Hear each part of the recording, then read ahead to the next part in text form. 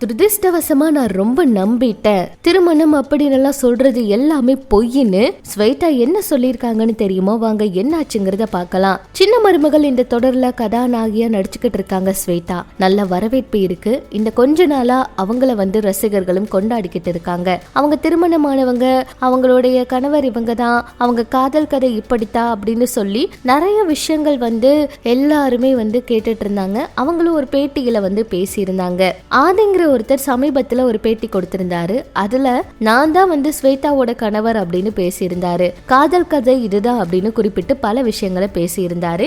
இந்த நிலையில அந்த பேட்டி குறித்து ஸ்வேதா இப்ப அவங்களுடைய இன்ஸ்டாகிராம் பக்கத்துல பதிவிட்டிருக்காங்க. ஒரு முக்கியமான விஷயத்தை தெளிவுபடுத்த நான் விரும்புறேங்க. ஒரு தனிநபர் பொதுவெளியில நான் அவரோட மனைவின்னு என்ன சொல்லிக்கிட்டு இருக்காரு. அந்த நபர் ஒரு ஃப்ராடு. அது மட்டும் இல்ல, அவர் மீது பல வழக்கு ஏற்கனவே பதிவு செய்யப்பட்டிருக்கு. சொல்ல போனா போலீஸ் அவரை தேடிக்கிட்டு இருக்காங்க. அவன் என் பேரை குறிப்பிட்டு புனைக்கதைகளை கூறி நாங்க காதலிக்கிறோம், திருமணம் பண்ணிக்கிறோம்னு சொல்லிக்கிட்டு இருக்கான். துரதிர்ஷ்டவசமா நான் அவனை நம்பினேன். ஆனா அவனோட உண்மையான குணத்தையும் அவனுடைய கிரிமினல் பேக்ரவுண்டையும் அறிஞ்சதுக்கு அப்புறமா இப்ப அவன் என் எதிர்காலத்தை அழிக்க முடியாதவனும் நான் சட்டப்படி அவனுக்கு எதிராக புகார் கொடுத்துட்டேன். நாங்க 2 பேரும் பிரிஞ்சுட்டோம். நான் சட்டப்படி அதற்கான விஷயங்களை தொடங்கிட்டேன். என்னுடைய அனுமதி இல்லாம அந்த பேட்டியில என் புகைப்படங்கள், வீடியோக்கள் எல்லாம் பயன்படுத்தி இருக்கீங்க.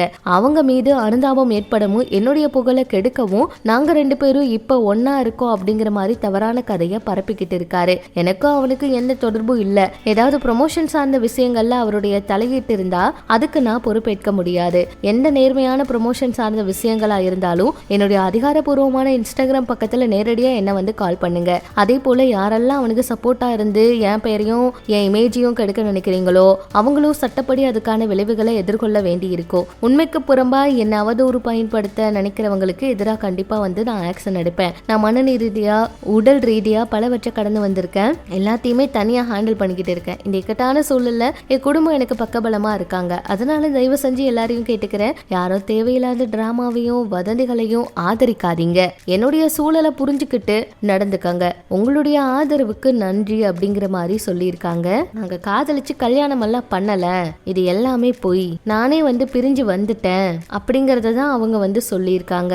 ஆதிங்கிற நபர் திடீர்னு அந்த பேட்டியில இப்படியெல்லாம் சொன்னதை தொடர்ந்து ஸ்வேதா இது எல்லாத்துக்குமே இப்ப முற்றுப்புள்ளி வச்சிருக்காங்க. யாரும் என்னோட கணவர் இல்ல அப்படின்லாம் சொல்லியிருக்காங்க. அந்த வாழ்க்கையில இருந்து நான் வெளியே வந்துட்டேன், அது பொய்யான வாழ்க்கை அப்படின்னு சொல்லி இப்ப ஸ்வேதா இதுக்கு விளக்கம் கொடுத்திருக்காங்க. அடுத்து என்ன நடக்க போகுதுன்னு பொறுத்திருந்து பார்க்கலாம்.